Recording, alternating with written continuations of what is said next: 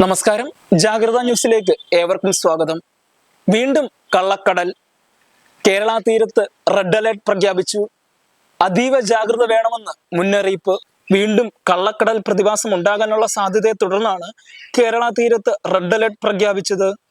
അതീവ ജാഗ്രത വേണമെന്ന് ദേശീയ സമുദ്രസ്ഥിതി പഠന ഗവേഷണ കേന്ദ്രം അറിയിച്ചു. ബീച്ചിലേക്കുള്ള യാത്രകളും കടലിലിറങ്ങിയുള്ള വിനോദങ്ങളും പൂർണ്ണമായും ഒഴിവാക്കണമെന്നും തീരത്ത് കിടന്ന് ഉറങ്ങരുതെന്നും മുന്നറിയിപ്പുണ്ട്. മത്സ്യബന്ധന യാനുകൾ സുരക്ഷിതമായി സൂക്ഷിക്കണമെന്നും അറിയിപ്പിൽ പറയുന്നു.